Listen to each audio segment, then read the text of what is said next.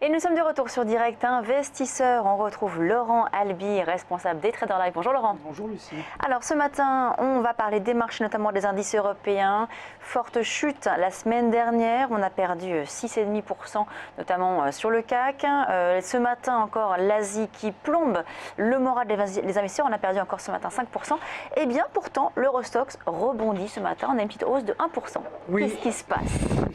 Écoutez, ce qui se passe, c'est que d'abord, je pense qu'il est un petit peu survendu. Donc, une petite réaction haussière n'est pas malvenue. D'autant plus que si nous avons le souhait de rentrer dans le courant baissier actuel, cette respiration va nous permettre de le faire avec un niveau de prix intéressant. Alors, à l'écran, vous avez donc le chart de l'Eurostoxx et vous le voyez, on a une résistance potentielle à 3139. C'est un ancien niveau de support. On voit qu'après l'enfoncement de ce niveau, le prix a baissé, s'est stabilisé et semble, en tout cas pour le moment, peut-être en train de repartir vers 3100, 3140. C'est la raison pour laquelle je surveille cet intervalle de 40 points parce que pour moi, il n'y a pas de signaux pour le moment qui me montre qu'on va avoir un rebond plus important et plus durable. C'est une réaction intermédiaire, c'est dans un trend qui est baissier, autrement dit une respiration et par conséquent toujours à la vente, Lucie, avec 3100, 3140. Le point idéal de short, c'est 3140 évidemment, mais vous le savez peut-être. Donc là, on est à 3064 ce matin, à l'heure où on parle. Donc c'est-à-dire qu'on attend encore une petite hausse jusqu'à 3140. Alors à partir de 3100, il va falloir réfléchir parce que vous le voyez, on a ici le premier petit sommet de ce rallye de contre-tendance avec un marché qui est allé tester 2 fois cette zone. On pourrait rentrer à 3100 donc. Voilà, 3100, 3100 plus. Mais si on voit que ça continue de tirer et que on a un marché qui progresse vraisemblablement parce que ce sont des positions short qui se débouclent, autrement dit des traders qui étaient vendeurs de cet Eurostoxx et qui sortent graduellement de leur position en gain. On a, ceci dit, un niveau important à 3139 qu'on ne devrait pas dépasser. Donc là, concrètement, comment est-ce qu'on fait? Pardon, je tourne vers vous, Aziz. On a ces deux niveaux, 3100 où on a donc ce petit top et l'objectif, enfin la résistance majeure donc à 3140. Ça veut dire qu'on fait une première position à 3100 et une deuxième à 3140 Plutôt une demi. Oui, une demi, effectivement.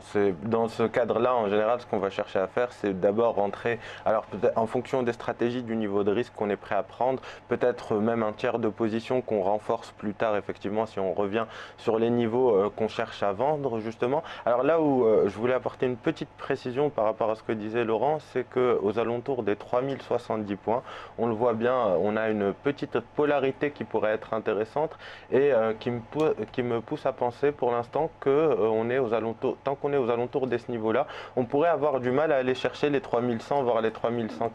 On voit bien que la bougie qu'on est en train de dessiner en ce moment, c'est une première bougie baissière. Ça pourrait être un point d'entrée plutôt idéal si on n'arrive pas à aller chercher plus haut les 3100, 3140. Sur les cours actuels, alors. Oui, alors moi, dans ma stratégie, je rentrerai éventuellement un tiers de la position dès maintenant et puis qu'on pourrait renforcer potentiellement plus tard. Oui, c'est une très bonne approche. On pourrait par exemple rentrer un tiers maintenant, vraiment maintenant, 3070 ou 3069, je ne sais pas exactement à combien on est. On est à 67 là. Voilà, alors on peut rentrer un tiers maintenant. Si on voit qu'on continue de progresser, mettre un deuxième tiers vers 3100, 3100 plus.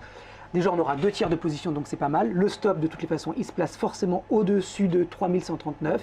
Si on voit qu'au-dessus ou autour de 3100, on se remet à baisser, eh ben, on peut renforcer. Et puis si on voit qu'on continue de monter, soit on reste avec 2 tiers, parce que tout d'un coup, on hésite, on doute sur la résistance à 3139, soit on continue de garder la même approche baissière et on renforce aux alentours de 3139 avec un stop très serré.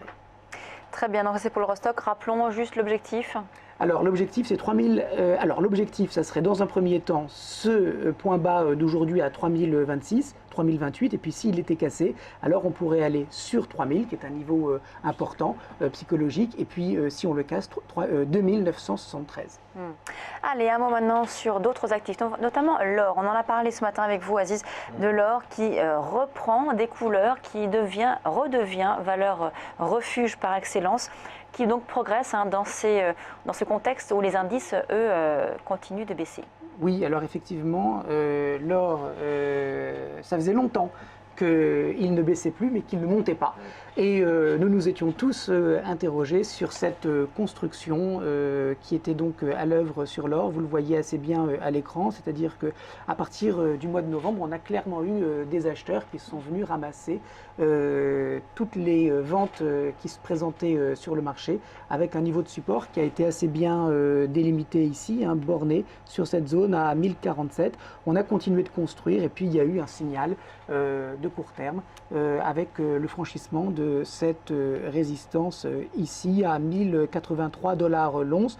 L'or donc qui a bien progressé et qui maintenant donc revient tout doucement sur la borne haute de cette phase de consolidation précédente.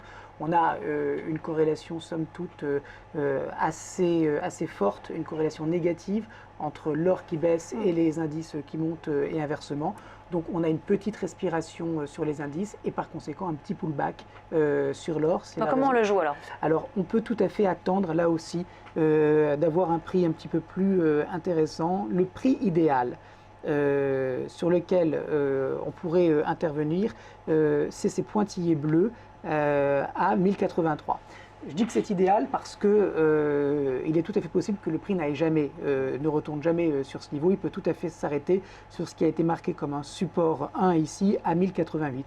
C'est la raison pour laquelle donc cette zone entre 1088 et 1083, c'est une zone potentielle d'intervention pour repasser acheteur de l'or. Là aussi, il va falloir le surveiller, être devant pour voir effectivement qu'est-ce qui se passe au moment où on arrive sur cette zone sur les indices, qu'est-ce qui se passe également sur l'euro-dollar quand on arrive sur cette zone. Si on avait un alignement des planètes et qu'on voyait que tous les actifs retournaient sur des niveaux intéressants, alors on pourrait repasser short sur les indices, repasser long sur le gold. Et donc 1089, 1088, c'est une zone à surveiller pour le reste de la journée. On n'est pas très loin, on est à 1100 points. On a par conséquent peu de chemin à faire pour retourner sur ce niveau. C'est de l'intraday, le chart que vous avez à l'écran. Donc c'est tout à fait quelque chose qui pourrait se faire dans l'après-midi. Et on termine avec une dernière idée d'investissement ce matin sur le blé. Oui, alors le blé, il a beaucoup souffert dernièrement, des matières premières agricoles qui de toutes les façons étaient plutôt dans un trend descendant. Et puis, vous le voyez, le blé est retourné sur un niveau entre 478 et 482. C'est un niveau potentiel de résistance parce que c'est 62% de toute la baisse depuis ce niveau de résistance à 5 $ et 50% à partir de ce niveau. Donc on pourrait tout à fait maintenant repartir à la baisse.